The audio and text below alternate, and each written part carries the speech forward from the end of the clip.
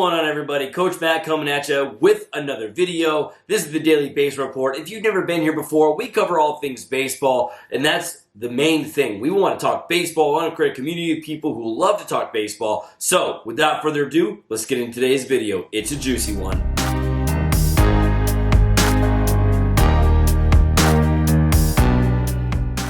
All right, so as we get into this major situation, I'm not going to go into a lot of details because I feel like we just don't really need to know the exact details. If you all want to find it, you can go and Google it and find it. But I feel like on this channel, I want to keep it as clean as possible because I just don't want to have to talk about that stuff to all of you. So to start off, Trevor Bauer has had a lawsuit filed against him, a motion filed against him for allegedly assaulting this young lady.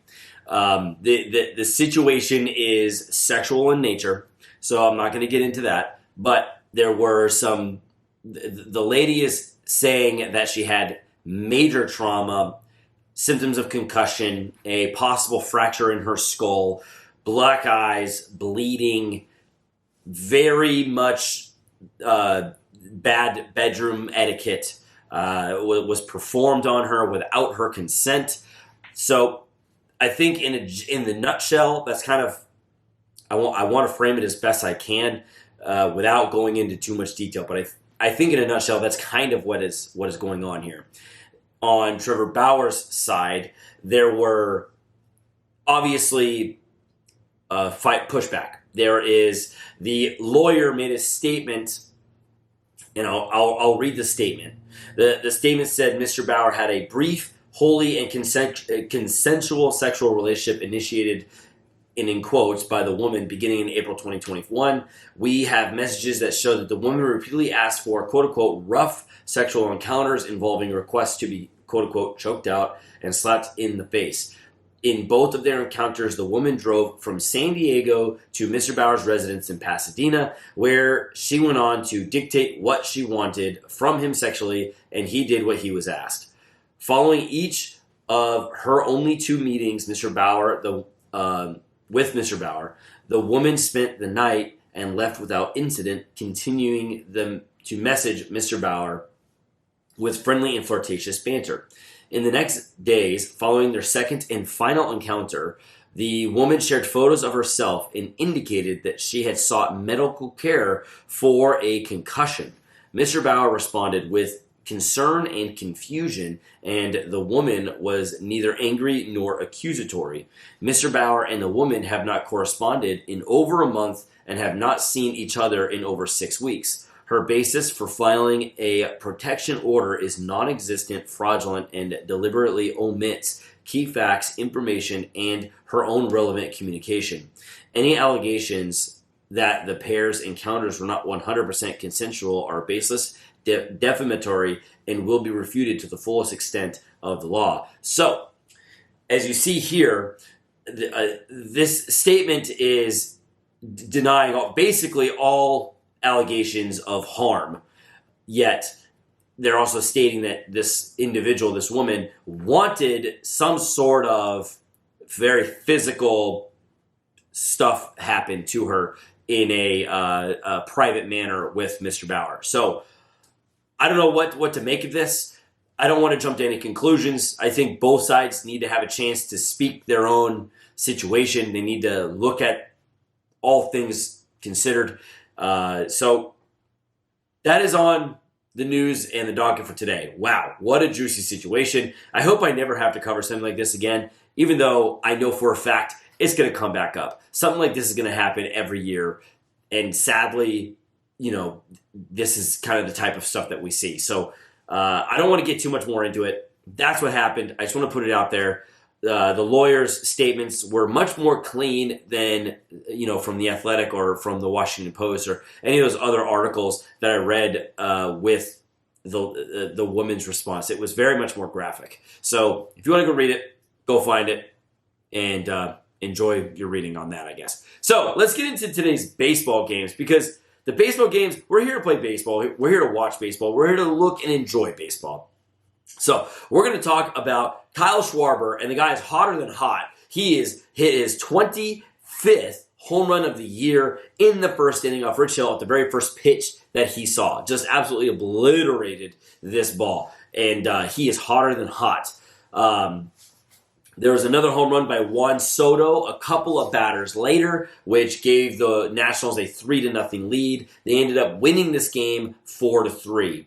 On the pitching side for the Washington Nationals, Joe Ross made the start. He pitched 6.1 innings, got hit 6 times, gave up 2 hits, 2 runs. They were earned 2 walks, 7 strikeouts. His ERA is at 4.02. And then clean innings from Clay and Voth, but Brad Hand pitched 1 inning, gave up a hit and a run. It was earned, but it was still enough for the save. On the Tampa Bay side, Rich Hill, a.k.a. Big Mountain, pitched for the Tampa Bay Devil Rays, or Tampa Bay Rays, rather, and he pitched 6 innings, gave up 8 hits, 4 runs, 1 walk, 2 strikeouts. His ERA is at 3.7, and then Kittredge and Springs had clean innings. On the offensive side for the Tampa Bay Rays, Brandon Lau and Mike Zunino both had home runs. The Philadelphia Phillies beat the Miami Marlins by a score of 4-3 for the second game in a row here, 4-3. For the Phillies, Velasquez made the start. He pitched 7 innings, gave up 2 hits, 7 strikeouts. His ERA is at 4.22. Brogdon came in. He only pitched 2 outs, and he gave up a run. It was earned, 2 walks, 2 strikeouts, and Alvarado pitched 1.1 innings, gave up 2 hits, 2 runs. They were both earned, 1 walk, 1 strikeout. His ERA is at 3.26. For the offensive side, Rhys Hoskins had his 17th home run of the year, and Odubel Herrera had a double. That was his 14th of the year. For the Miami Marlins, Rogers made the start. He pitched 5.2 innings, gave up 2 hits, 2 runs. They were both earned, 4 walks, 9 strikeouts. ERA is at 2.14. And then Bender came in, gave up a hit and 2 runs. They were earned, 2 walks, 2 strikeouts. His ERA is at 0.81. And then Bass and Pop had clean innings. We had a stolen base by John Birdie. It was his 7th stolen base of the year. And we had a home run by Adam Duvall in the 9th inning off Alvarado. Okay, and of course, you all know we have to talk about Shohei Ohtani. This guy's next. He's literally next to the best player in baseball. Right now, he's the most exciting player to watch. And he's having such a good time playing baseball. You guys see, if you guys watch him play, he is smiling, laughing, just literally living his best life. And you gotta love that. So when you have fun playing the game, you more often than not are having success. So Shohei Ohtani today went 3 for 5 with 2 runs, 3 RBIs, and he's currently hitting .278 with a 1049 OPS. He had 2 home runs. Just this guy, dude, he is so good. I can't wait to go see this guy play live in person. I can't wait to see this guy play live. He is so good. Jose Iglesias also had a home run. Rendon had a double. For the pitching side, for the Angels, Andrew Heaney pitched 3 innings, gave up 5 hits, 7 runs. They were all earned, 4 walks, 4 strikeouts. His ERA is at 5.4. And then Hoyt gave up 3 runs. Guerra gave up a run. Quintana and Claudio had clean innings. For the Yankees, Jameson Taillon pitched 5.1 innings, gave up 9 hits, 5 runs. They were earned, 1 walk, 4 strikeouts. His ERA is at 5.43. And then Cortez and Abreu had clean innings. We had a stolen base by Gleyber Torres. It was his 5th one of the year. Yankees, in their offense, they went off today. So Gary Sanchez had his 14th home run. Aaron Judge had his 18th home run. And then Andujar had his 6th home run. Man, Ohtani, he is so good.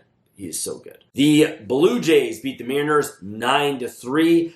Robbie Ray started for the Blue Jays. He pitched 6 innings, gave up 5 hits, 3 runs. They were earned, 1 walk. He had 10 strikeouts, and his ERA is at 3.43. Clean innings from Meza, Barnes, and Saucedo. And then for the Seattle Mariners, Flexen made the start, and he pitched 5 innings, gave up 7 hits, 3 runs. They were earned, 3 walks, 2 strikeouts. His ERA is at 3.97. Montero gave up 3 runs. Vest gave up 3 runs. And then Ramirez had a clean inning. We had stolen bases by Marcus Semien. It was his 10th. And Teoscar Hernandez, it was his 5th.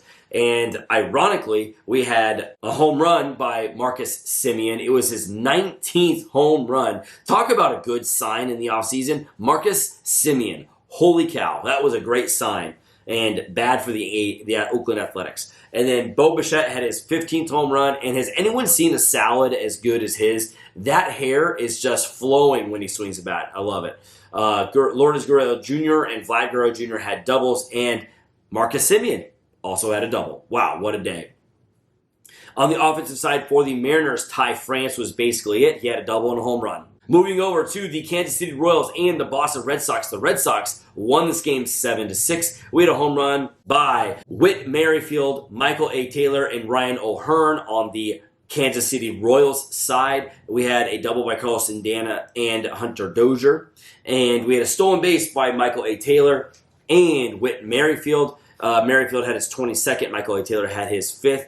Mitch Keller made the start for the Kansas City Royals. He pitched 5 innings, he gave up 10 hits, 6 runs. They earned 5 walks. His ERA is at 6.67. And then Brants gave up a run, and then Holland had a clean inning. Mike Pivetta made the start for the Boston Red Sox. He pitched 4.1 innings, gave up 9 hits, 6 runs. They were earned, 2 walks, 5 strikeouts. His ERA is at 4.43. And then Rios, Hernandez, Ottavino, and Barnes had clean innings. Vasquez had his 8th stolen base of the year. And we had a double by J.D. Martinez and a whole bunch of singles. So what a day for the Boston Red Sox to win with only 1 extra base hit.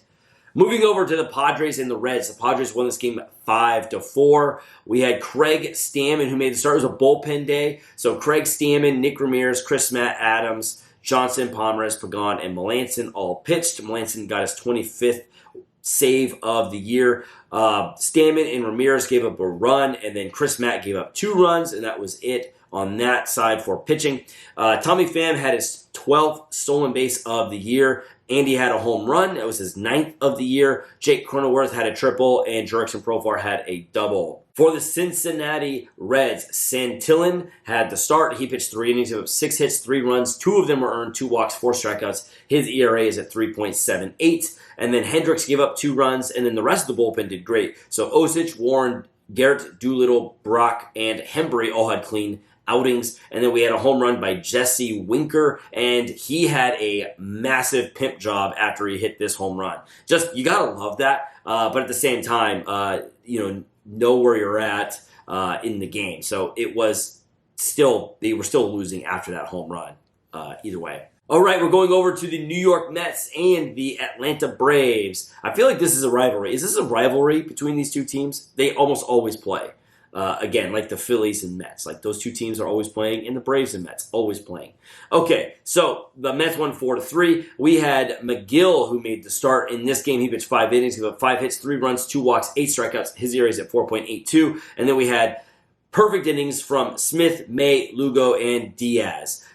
They had James McCann had his 7th home run of the year, and Peraza had his 7th double of the year. For the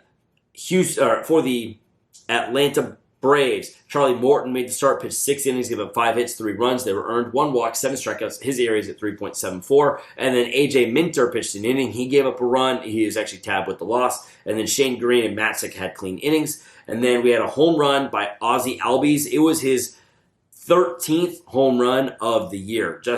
He always hits it in that same spot too, like that left center gap, that right. He always hits it in that same right center gap. I feel like this guy just literally hits the ball only to the right center gap. That's where he hits the ball. All right, and the Baltimore Orioles smashed the Houston Astros 13-3. What a game this was. Lakins Sr. made the start. He pitched 1.2 innings. He actually left with an injury. He gave up a hit and a run and 3 walks. His ERA is at 5.79. Plutko came in. He shut it down, didn't give up anything. Wells came in. He pitched 2.2 innings, gave up 4 hits, 2 walks. He gave up 4 hits, 2 runs. They were earned 2 walks, 1 strikeout. And then Tate came in and had a clean inning. Santander was caught stealing for the first time this year. And we had home runs for Cedric Mullins, Santander, and Urias and Wins. So we had 4 home runs for the Baltimore Orioles in this crackerback. I mean, really, it's like a crackerjack box for the Houston Astros. They have a really small stadium. I walked around it in 10 minutes, like me and Crystal. I think we walked around, it was like 10 minutes. We walked around the whole dang place.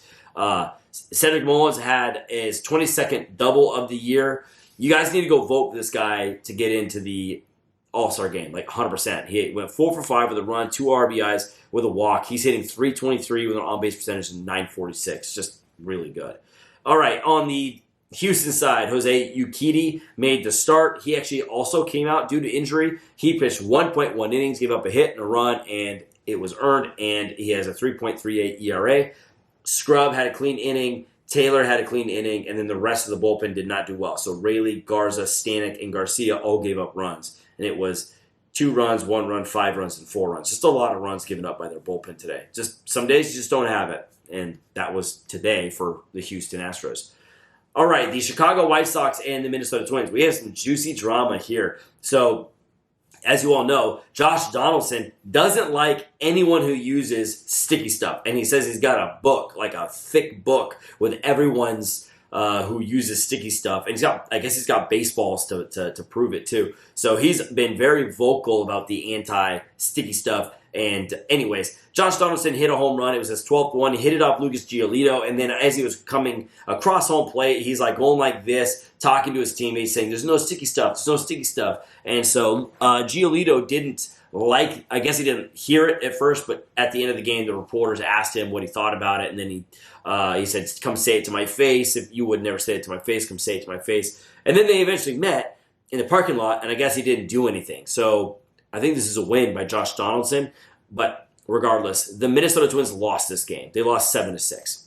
So Kenta Maeda made the start, and he pitched 4.2 innings. He gave up 8 hits, 7 runs. They were earned 5 walks, 4 strikeouts. His ERA is at 5.56. And then Colomé and Doofy did great. They had clean innings. But Lucas Giolito made the start. He pitched 6 innings. He gave up 6 hits, 3 runs. They were earned 1 walk, 1 strikeout. His ERA is at 3.84.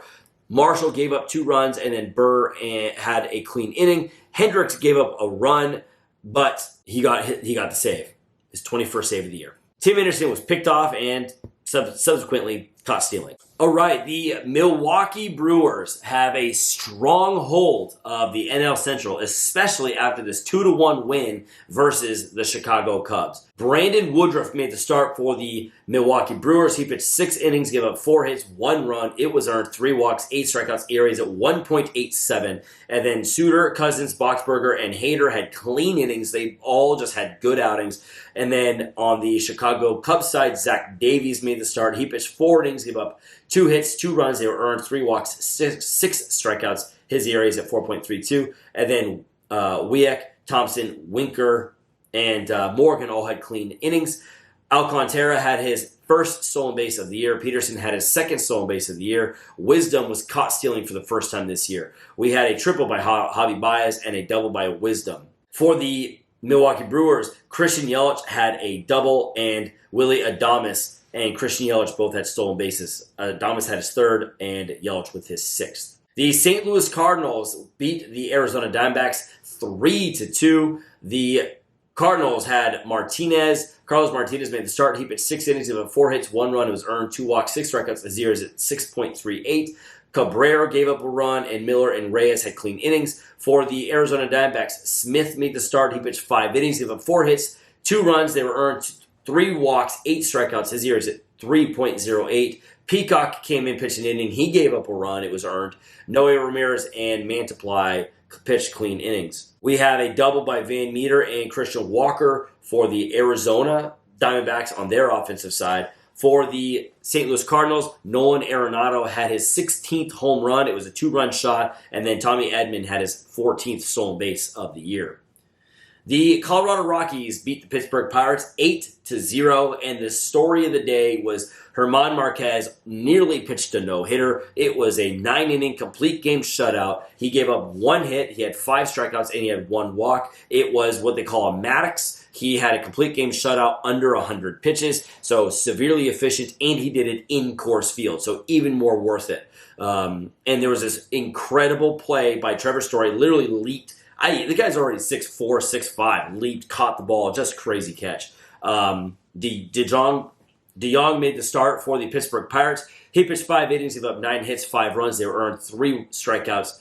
And then Ponce came in, pitched 3 innings. He gave up 6 hits, 3 runs. They were all earned. Charlie Blackmon had a triple, and Diaz had a home run. Hampson had a double. Marquez had 2 doubles, and Story had a double. The Texas Rangers beat the Oakland Athletics 5-4. Fulton Nevich made the start for the Texas Rangers. He pitched 7 innings, gave up 4 hits, 2 runs. They were earned, 1 walk, 6 strikeouts. His season ERA is at 5.17. Rodriguez had a clean inning, and then Kennedy came in, pitched an inning, gave up 3 hits, 2 runs. They were earned, and his ERA is at 2.96.